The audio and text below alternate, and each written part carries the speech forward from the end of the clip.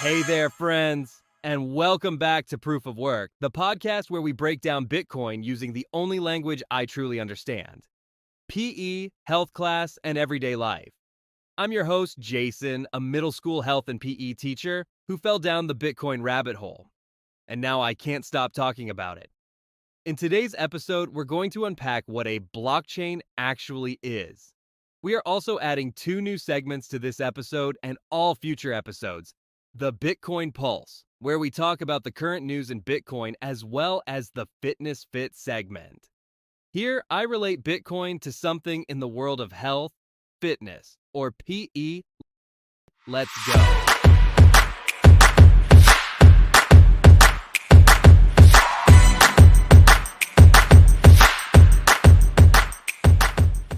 Now, for our Bitcoin Pulse segment, it's July 14th, 2025, and here's your quick Bitcoin Pulse.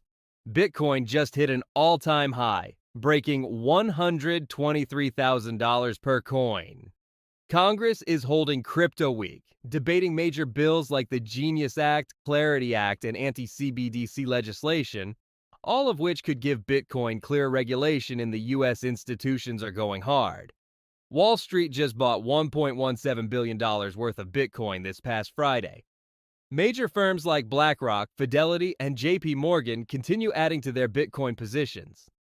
BlackRock clients alone bought $448 million worth of Bitcoin in one day this past Friday. Translation: Bitcoin isn't just for internet nerds anymore. It's becoming the global standard for storing value.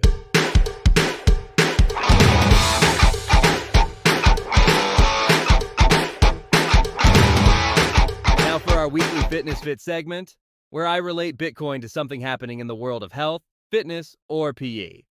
I just got back from Minnesota, where I was at the USA Cup, one of the biggest youth soccer tournaments in the country. And let me tell you, you can immediately tell which kids trained all summer and which ones thought conditioning meant standing up to grab the remote. Some kids are flying down the field, energized, focused, fast. Others look like they just finished a 3-day Netflix marathon and got thrown into a pair of cleats. Bitcoin is the player who trained. It's been running sprints, eating right, recovering, learning. Fiat money? That's the kid on the bench pretending to stretch so coach doesn't sub him in. Don't get caught off guard and be that player on the bench. Get in the game.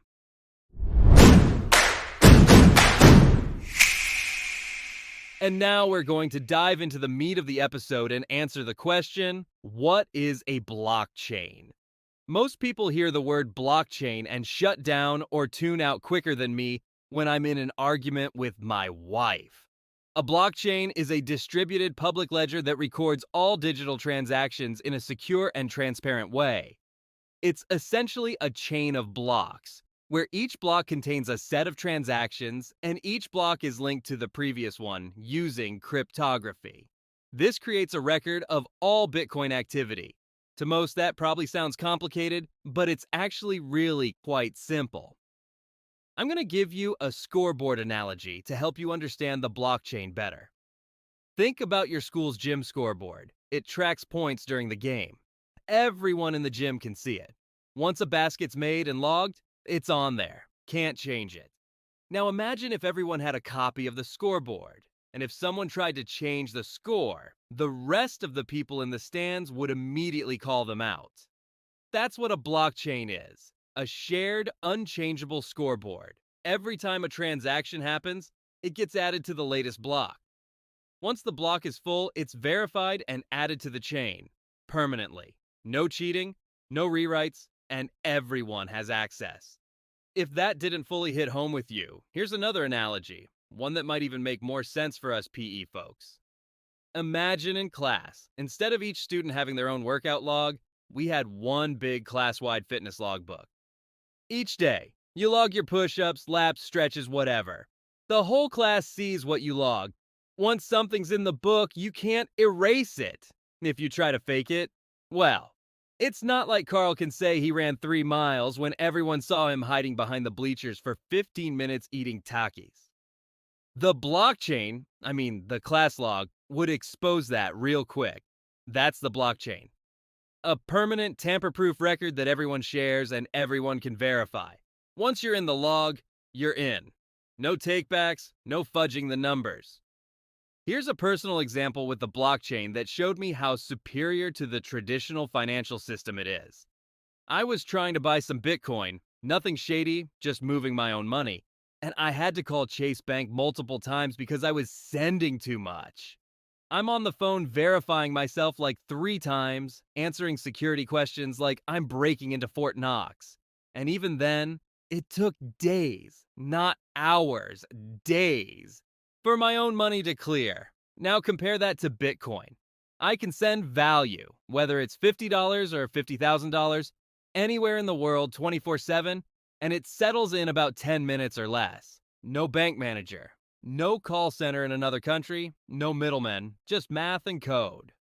The blockchain doesn't ask for permission. It doesn't care what time it is or what country you're in. It works exactly the same for everyone.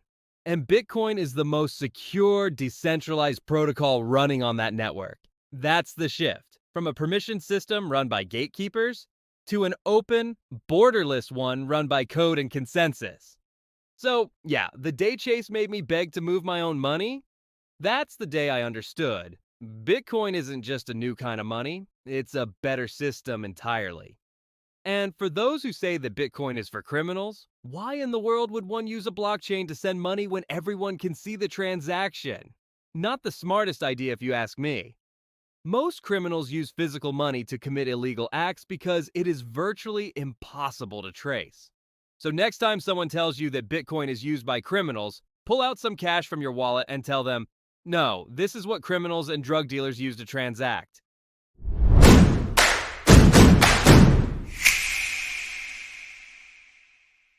We're running low on time, so to recap, a blockchain is like a scoreboard or fitness logbook the entire world can read, and no one can cheat.